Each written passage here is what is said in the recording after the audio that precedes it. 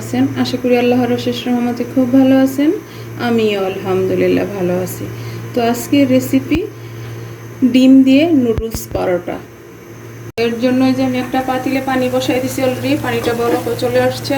এখন এখানে আমি হাফ চামচ লবণ দিয়ে দিলাম যাতে নুডলসটা লবণ হয়ে যায়। দেখেন এখন এই আস্ত নুডলসটা আমি এই পানির মধ্যে দিয়ে দিব। বিসমিল্লাহির রহমানির রহিম। আর আমি মেজারমেন্টটা বললাম না, আপনারা যে যতটা বানান ডিম দিয়ে নুডলসের পরোটা অতটা নুডলস নিয়ে নেবেন। আর নুডলসগুলো কিন্তু আস্ত থাকবো। এই যে নুডলসটা সিদ্ধ হতে হতে আমি এইদিকে ডিমটা রেডি করে নিব। এর জন্য একটা এই যে জগ নিয়ে নিলাম স্টিলের। এখন দিয়ে দিব আমি সামান্য একটু পেঁয়াজ কুচি, দিব সামান্য কাঁচামরিচ কুচি, ঝাল যে যতটুকু খান অতটুকু দিতে পারেন।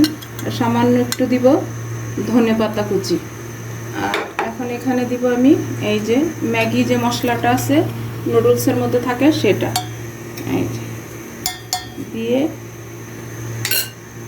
এটাতে লবণ লাগবে না যেহেতু নুডলসের মশলাতেই কিন্তু লবণটা থাকে। এখন দিয়ে দিব আমি ডিমটা, দিয়ে ভালোভাবে ফেটাই নিব।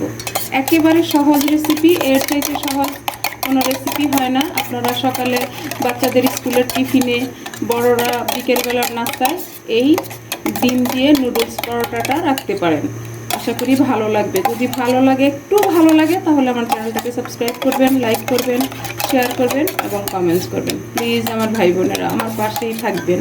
আর যারা ফেসবুক পেজ থেকে দেখতেছেন তারা পেজটাকে লাইক, শেয়ার, কমেন্টস করে দিবেন। এই যে হয়ে গেল, এই যে নুডলসটা সিদ্ধ হয়ে গেছে। এখন আমি এইভাবে উঠাই নিব। চুলাটা অফ করে দিব। এখন এই যে একটা ফ্রাই প্যান বসিয়ে দিলাম, চুলাটা জ্বালাই দিলাম। ফ্রাই প্যানটা একটু গরম হোক। এখন দিয়ে দিব আমি 2 চামচ সয়াবিন তেল দিয়ে দিলাম। ফ্রাই প্যানটা একটু এইভাবে করে দিব। একেবারে সহজ, এর চাইতে সহজ সকাল বা বিকেলের নাস্তা হইতে পারে না। এখন এই নুডলসটাকে এখানে দিয়ে দেব। পর্যায়ে এই যে ডিমটা দিয়ে দিব।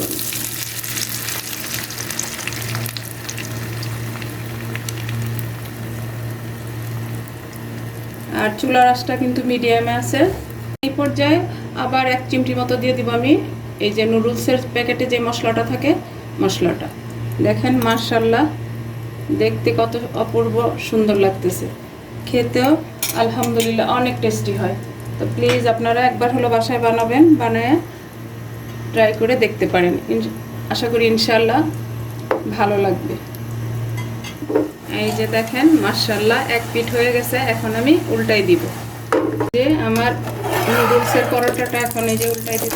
দেখেন মাশাআল্লাহ মাশাআল্লাহ। এই পরোটা যদি আপনারা বিকেলের নাস্তা মেহমানদারিতেও রাখেন, যাকে দিবেন সে খেয়ে আপনার প্রশংসা অবশ্যই করবে। এই যে দেখেন মাশাআল্লাহ হয়ে গেল আমার আজকে ডিম দিয়ে নুডলসের পরোটা। দেখেন মাশাআল্লাহ একেবারে সফট, নুডলসটা কিন্তু একেবারে সফট। এই যে বুঝতে পারতেছেন কিনা। এই যে এখন আমি পরোটাটাকে নামিয়ে নেব।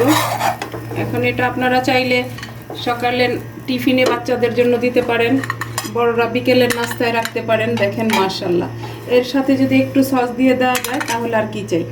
এখানে আমি দিয়ে দিব চিলি গার্লিক সসটা, এই যে একটু লম্বা করে দিব। দেখেন মাশাআল্লাহ এখন যার কাছেই দিবেন সেই লুফে খেয়ে নেবে। তো যাই হোক, আজকে একেবারে অল্প উপকরণ অল্প সময়ের মধ্যে ছোট্ট একটা রেসিপি আপনাদের সাথে শেয়ার করলাম।